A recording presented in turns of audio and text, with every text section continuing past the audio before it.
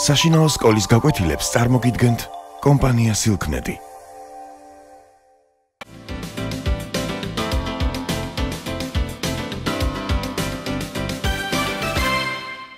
გამარჯობა. ჩვენი გაკვეთილის თემაა აბიოტური ფაქტორები. თქვენ უკვე იცით, რომ აბიოტური ფაქტორები არის არაცოცხალი გარემოს ფაქტორები, რომლებიც მოქმედებენ ცოცხალ ორგანიზმებზე. მათ მიაკუთვნებენ ისეთ ფაქტორებს, როგორიც არის სინათლე, ტემპერატურა, ტენიანობა, წყლის რაოდენობა გარემოში, ნიადაგის შედგენილობა, აგრეთვე რელიეფი, კლიმატის თავისებურებები და ასე შემდეგ. განვიხილოთ ზოგიერთი მათგანი. დავიწყოთ სინათლით. დედამიწაზე განარჩევენ სინათლის ბიოლოგიური მოქმედების სამ არეს.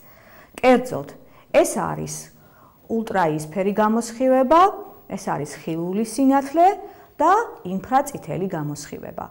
ისინი სხვადასხვაგვარ გავლენას ახდენენ ცოცხალ ორგანიზმებზე. ულტრაიისფერი მოკლე სხივების შემოჭრას, რომელთა სიგრძე 0.29 მიკრომეტრზე ნაკლებია, ხელს უშლის ოზონის ეკრანი და ეს ძალიან მნიშვნელოვანია, რადგან ასეთი სხივები დამღუპელ ზეგავლენას მოახდენდა საერთოდ დედამიწაზე სიცოცხლის არსებობაზე.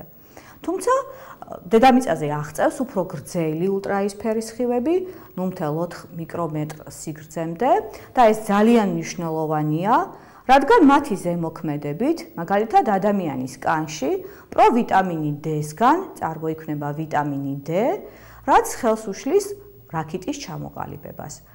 აგრეთვე ულტრაიისფერ სხივებს აღიქვავს მწერების მხედველობის ორგანოები. ულტრაიისფერი სხივების ზემოქმედებით მცენარეებში ხდება ბიოლოგიურად აქტიური ნივთიერებების, ვიტამინების, პიგმენტების სინთეზი. ასე რომ ულტრაიისფერი გრძელი სხივების ბიოლოგიური მნიშვნელობა ძალიან დიდია, ბიოლოგიური ზემოქმედება ცოცხალ ორგანიზმებზე. ასევე ძალიან მნიშვნელოვანია ხილული სინათლე, რადგან სწორედ ხილულ სინათლეზე მიდის ფოტოსინთეზის პროცესი.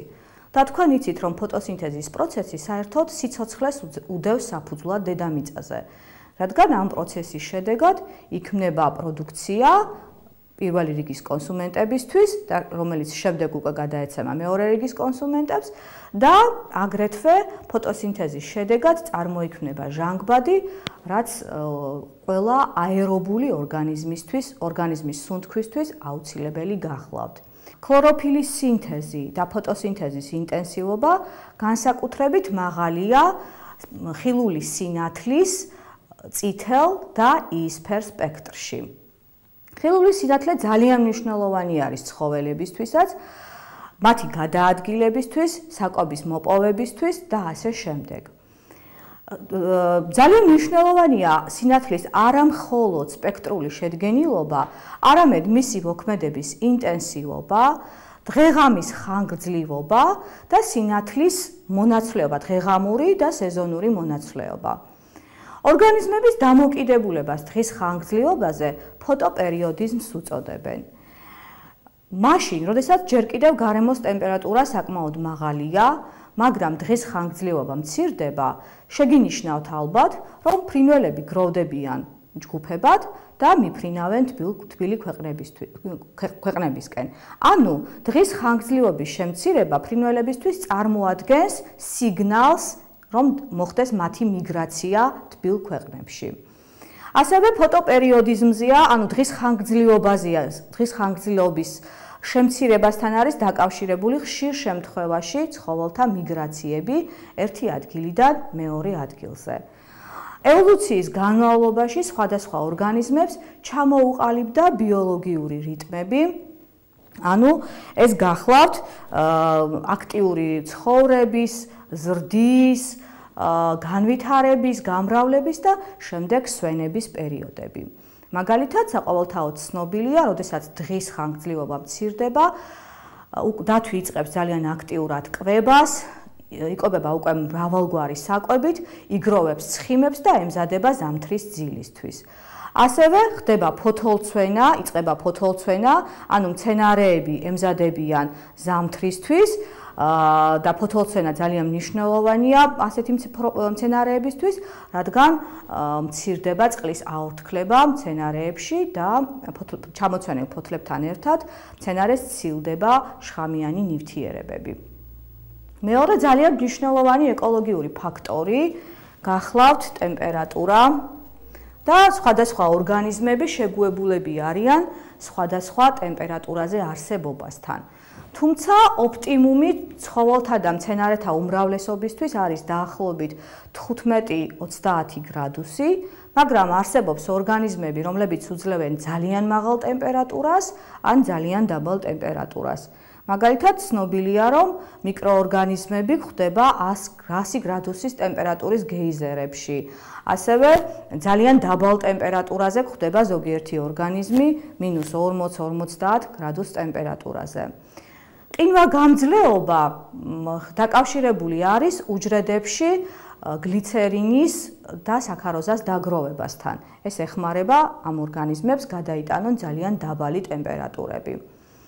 ევოლუციის პროცესში ჩამოყალიბდა თბილსისხლიანი ორგანიზმები და ცივსისხლიანი ორგანიზმები. თბილსისხლიანებს მიეკუთვნება მხოლოდ ფრინველები და ძუძუმწოვრები.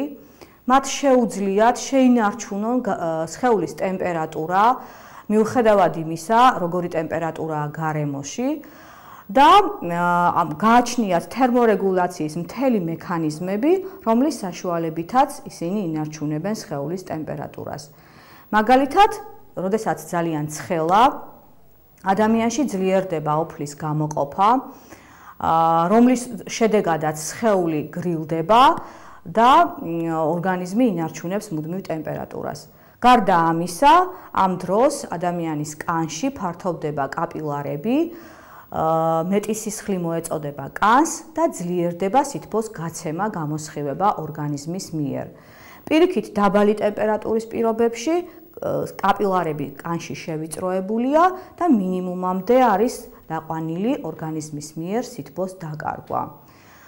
ზოგიერთ ცხოველს იმისთვის, რომ იარსებოს დაბალი ტემპერატურის პირობებში, კანქვეშ განვითარებული აქვს ქონის სქელი ფენა. მაგალითად, ვეშაპებს, მიუხედავად იმისა, რომ არ გააჩნიათ ხშირი ბეწვის საფარველი, კანქვეშ გააჩნიათ ქონის სქელი ფენა, რაც ამ შემთხვევაში ასრულებს თბოიზოლატორის ფუნქციას და ისინი ინარჩუნებენ სხეულის მუდმივ ტემპერატურას. ძუძუმწოვრების უმრავლესობას განვითარებული აქვს ხშირი ბეწვი, რაც მათ ეხმარება შეინარჩუნოს ტემპერატურა. ცივსისხლიანებს არ აქვთ უნარი, რომ შეინარჩუნონ სხეულის მუდმივი ტემპერატურა, ამიტომ მათ ორგანიზმში მიმდინარე ნივთიერებათა ცვლის პროცესები დამოკიდებული არის გარემოს ტემპერატურაზე. რაც უფრო მაღალია გარემოს ტემპერატურა, საიცოცხლო პროცესები მით უფრო ინტენსიურად მიმდინარეობს ამ ორგანიზმებში. ტემპერატურის შემცირებასთან ერთად ინტენსივობა მცირდება. ამიტომ, მაგალითად, საქართველოს პირობებში ქვეწარმავლები, ამფიბიები ზამთრის ძილს ეძლევიან და შემდეგ გაზაფხულზე იწყება მათი აქტიური ცხოველქმედება. ძალიან მნიშვნელოვანი ფაქტორი გახლავთ აგრეთვე ტენიანობა, წყლის გადანაწილება დედამიწაზე.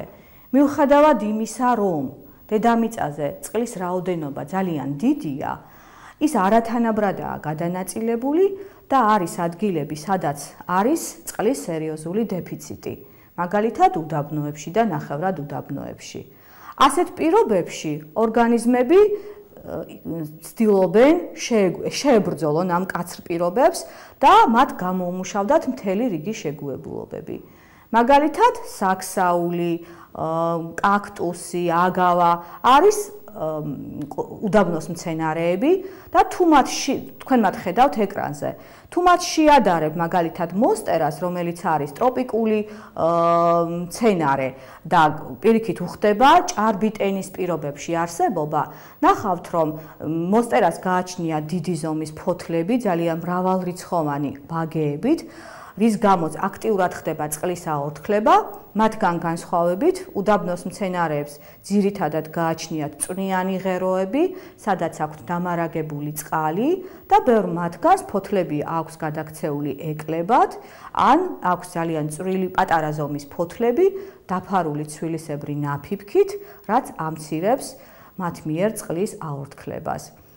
ასევე ასეთ მკაცრ პირობებში ცხოვრებასთან არიან შეგუებული ცხოველებიც, მაგალითად გველებს, რომლებიც ჭარბად ხვდებიან უდაბნოში, სხეული დაფარული აქვს რქოვანი საფარველით. ასევე აქ ხდება მორიელები, უამრავი სხვადასხვა ფეხსახსრიანი, რომელთა სხეულიც ასევე დაცული არის წყლის დაკარგვისაგან. ცხოველქმედების პროდუქტების გამოყოფა ხდება ძირითადად მყარი შარმჯავას სახით, რაც ასევე ამცირებს მათ მიერ წყლის დაკარგვას.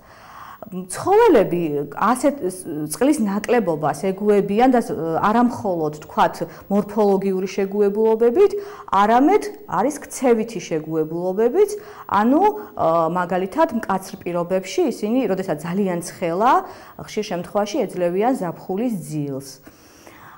ზოგიერთ ცხოველს კანქვეშ ასევე უვითარდება ცხიმის ფენა, რაც ამ შემთხვევაში წარმოადგენს წყლის ენდოგენურ წყაროს და საჭიროების შემთხვევაში ამ ცხიმების დაჟანგვის შედეგად ხდება წყლის გამოყოფა.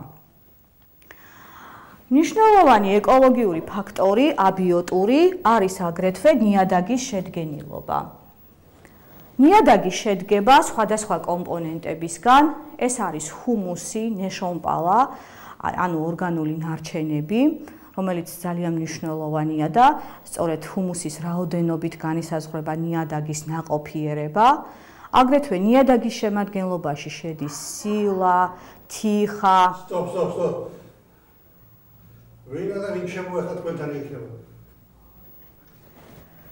რამდენი წუთია უკვე? ამ 11. აი ნიადაგიდან დავიწყოთ რა. დიახ. ისა. ტაში და დაგზევნა ნიადაგიდან. დიახ. ასევე მნიშვნელოვანია ხო აქედან?